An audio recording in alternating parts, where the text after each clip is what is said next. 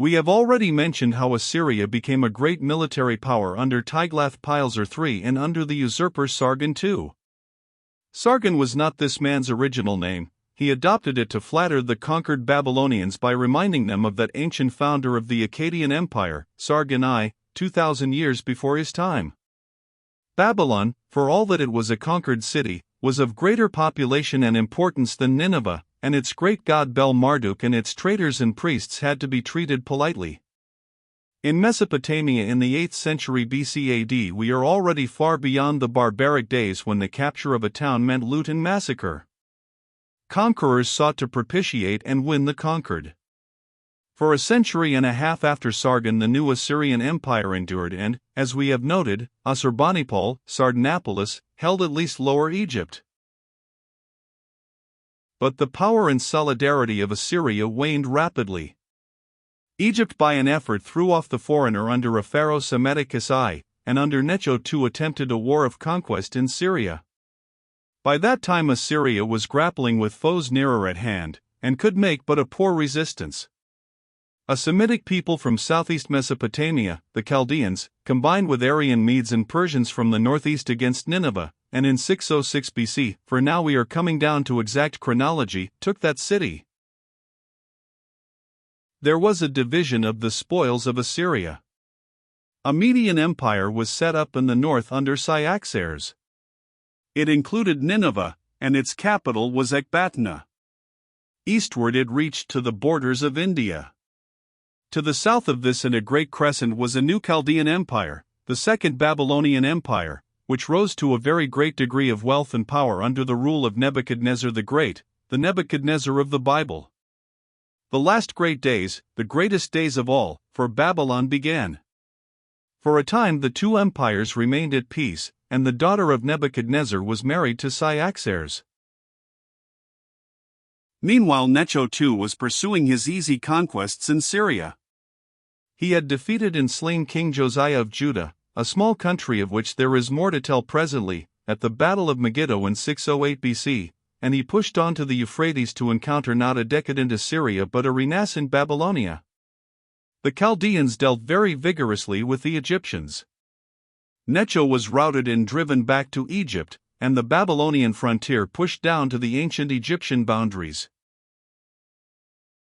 Map showing the relation of the Median and Second Babylonian, Chaldean, empires in the reign of Nebuchadnezzar the Great. From 606 until 589 BC the Second Babylonian Empire flourished insecurely. It flourished so long as it kept the peace with the stronger, hardier Median Empire to the north. And during these 67 years not only life but learning flourished in the ancient city. Map, the Empire of Darius, tribute-paying countries, at its greatest extent.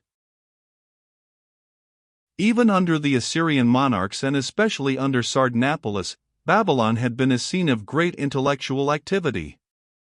Sardanapalus, though an Assyrian, had been quite Babylonized. He made a library not of paper but of the clay tablets that were used for writing in Mesopotamia since early Sumerian days. His collection has been unearthed and is perhaps the most precious store of historical material in the world.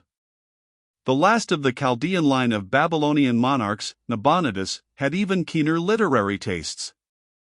He patronized antiquarian researches, and when a date was worked out by his investigators for the accession of Sargon I, he commemorated the fact by inscriptions. But there were many signs of disunion in his empire, and he sought to centralize it by bringing a number of the various local gods to Babylon and setting up temples to them there. This device was to be practiced quite successfully by the Romans in later times, but in Babylon it roused the jealousy of the powerful priesthood of Bel-Marduk, the dominant god of the Babylonians. They cast about for a possible alternative to Nabonidus and found it in Cyrus the Persian, the ruler of the adjacent Median Empire.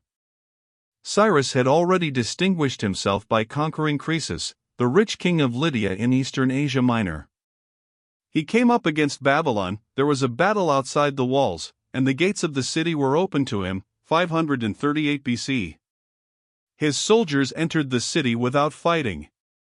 The crown prince Belshazzar, the son of Nabonidus, was feasting, the Bible relates, when a hand appeared and wrote in letters of fire upon the wall these mystical words, Mean, Tekel, Upharsin, which was interpreted by the prophet Daniel, whom he summoned to read the riddle, as God has numbered thy kingdom and finished it, thou art weighed in the balance and found wanting, and thy kingdom is given to the Medes and Persians. Possibly the priests of Bel-Marduk knew something about that writing on the wall. Belshazzar was killed that night, says the Bible. Nabonidus was taken prisoner, and the occupation of the city was so peaceful that the services of Bel-Marduk continued without intermission.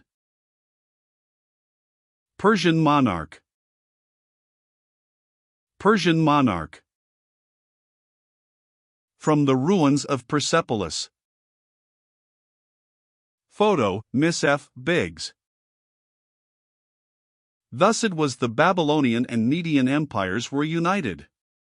Cambyses, the son of Cyrus, subjugated Egypt. Cambyses went mad and was accidentally killed, and was presently succeeded by Darius the Mede, Darius I, the son of Hystaspes, one of the chief counselors of Cyrus. The ruins of Persepolis. The ruins of Persepolis. The capital city of the Persian Empire, burnt by Alexander the Great. Photo, Major W. F. P. Rod. The Great Porch of Xerxes, at Persepolis. The Great Porch of Xerxes, at Persepolis. Photo, Major W. F. P. Rod. The Persian Empire of Darius I, the first of the new Aryan empires and the seat of the old civilizations, was the greatest empire the world had hitherto seen. It included all Asia Minor and Syria, all the old Assyrian and Babylonian empires, Egypt, the Caucasus and Caspian regions, Media, Persia, and it extended into India as far as the Industry. Such an empire was possible because the horse and rider and the chariot and the made road had now been brought into the world. Hitherto the ass and ox and the camel for desert use had afforded the swiftest method of transport. Great arterial roads were made by the Persian rulers to hold their new empire, and post horses were always in waiting for the imperial messenger or the traveler with an official permit. Moreover, the world was now beginning to use coined money, which greatly facilitated trade and intercourse. But the capital of this vast empire was no longer Babylon. In the long run, the priesthood of Bel-Marduk gained nothing by their treason. Babylon, though still important, was now a declining city, and the great cities of the new empire were Persepolis and Susa and Ecbatana. The capital was Susa. Nineveh was already abandoned and sinking into ruins.